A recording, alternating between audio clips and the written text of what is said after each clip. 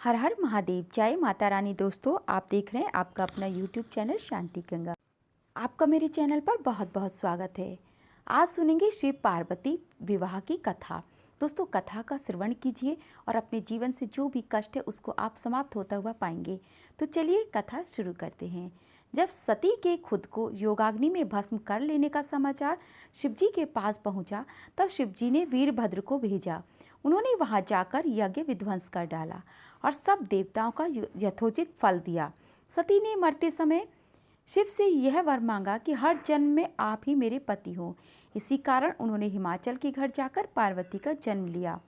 जब से पार्वती हिमाचल के घर में जन्म लिया, जब से पार्वती ने, तब से उनके घर में सुख और संपत्तियां छा गईं।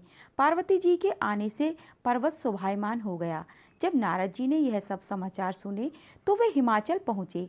वहाँ पहुँचकर वे हिमाचल से मिले और हंसकर बोले, तुम्हारी कन्या गुणों की खान है। यह स्वभाव से ही सुंदर, सुशील और शांत है। यह कन्या सुलक्षणों से संपन्न है। यह अपने पति की प्यारी होगी। अब इसमें जो दो चार अवगुण हैं वे भी सुन लो। गुणहीन, मानहीन, माता पिता विहीन, उदासीन, लापरवाह। इसका पति नंगा, योगी, जटाधारी और सांपों को गले में धारण करने वाला होगा। यह बात सुनकर पार्वती के माता पिता चिंतित हो गए। उन्होंने देवर्षि से इसका उपाय पूछा। तब नारद जी बोले, जो दोष मैंने बताए मेरे अनुमान से वे सभी शिव में हैं। अगर शिव जी के साथ विवाह हो जाए तो ये दोष गुण के समान हो जाएंगे। यदि तुम्हारी कन्या तप करे तो शिव जी ही इसकी किस्मत बदल सकते हैं। तब यह सुनकर पार्वती जी की माँ विचलित हो गईं। उन्होंने पार्वती के पिता से कहा, आप अनुकूल घर में ही अपनी पुत्री का विवाह कीजिएगा, क्योंकि पार्वती मुझे प्राणों से अधिक प्रिय है। पार्वती को देखकर मैना का गला भर आया। पार्वती ने अपनी माँ से कहा, माँ, मुझे एक ब्राह्मण ने सपने में कहा है कि जो नारद जी ने कहा है तो उसे सत्य समझकर जाकर तप कर। यह तप तेरे लिए दुखों का नाश करने वाला है। इसके बाद माता पिता को बड़ी खुशी से समझाकर पार्वती तप करने गईं। पार्वती जी ने शिव को पति रूप में पाने के लिए तपस्या आरंभ की, लेकिन शिव को सांसारिक बंधनों में कदापि रुचि नहीं थी। उन्होंने पार्वती जी को कठोर तप करते हुए देखा, इसलिए पार्वती जी ने अत्यंत कठोर तपस्या की ताकि शिव प्रसन्न होकर उनसे विवाह कर लें। जब सप्तऋषि सती की परीक्षा लेने गए, सप्तऋषि ने पार्वती से जाकर पूछा, तुम किसके लिए इतना कठिन तप कर रही हो? तब पार्वती ने सकुचाते हुए कहा, आप लोग मेरी मूर्खता को सुनकर हंसेंगे। मैं शिव को अपना पति बनाना चाहती हूँ। पार्वती की बात सुनकर सभी ऋषि हंसने लगे और बोले कि तुमने उस नारद का उपदेश सुनकर शिव को अपना पति माना है, जो सबको चौपट कर देता है।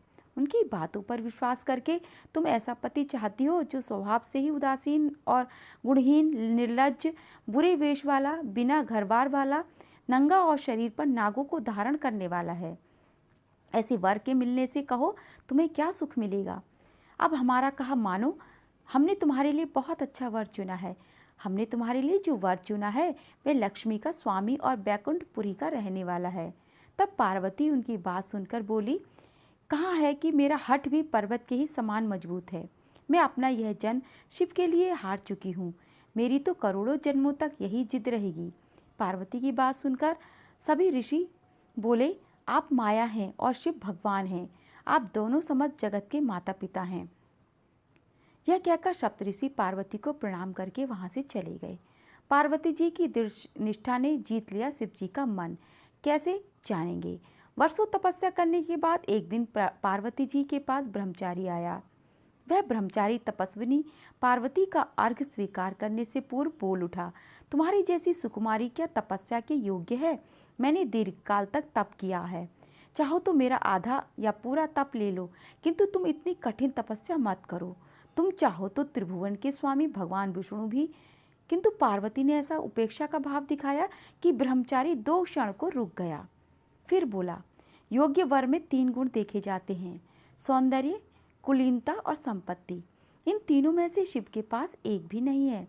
नीलकंठ, त्रिलोचन, जटाधारी, विभूति पोते, सांप लपेटे शिव में तुम्हें कहीं सौंदर्य दिखता है क्या? उनकी संपत्ति का तो कहना ही क्या, नग्न रहते हैं। बहुत हुआ तो चमड़ा लपेट लिया। कोई नहीं जानता कि उनकी उत्पत्ति कैसे हुई। ब्रह्मचारी पता नहीं क्या क्या कहता रहा, किंतु अपने आराध्य की निंदा पार्वती को अच्छी नहीं लगी। अतः वे अन्यत्र उठकर जाने को खड़ी हो गईं। तब शिव उनकी निष्ठा देख ब्रह्मचारी रूप त्याग कर प्रकट हुए और उनसे विवाह किया। जहाँ दृढ़ लगन, कष्ट सहने का साहस और अटूट आत्मविश्वास होता है मित्रों, वहाँ लक्ष्य की प्राप्ति अवश्य होती है। जैसे माँ पार्वती को शिव की प्राप्ति हुई और उनके जीवन की इच्छा पूरी हुई, इसी तरह से जिस तरह से माँ पार्वती के जीवन की इच्छा पूरी हुई, इसी तरह से आप सभी भक्तों को इस कथा को श्रवण करने से आपके मन की इच्छा भी पूरी होगी। आप सभी भक्तों का जीवन सुखमय हो जाएगा, जिस तरह से माता पार्वती का जीवन सुखमय हो गया था शिव को पाने से। दोस्तों, ये थी आज की कथा। आपको कैसी लगी कमेंट करके मुझे ज़रूर बताइएगा। वीडियो देखने के लिए आपका बहुत बहुत धन्यवाद।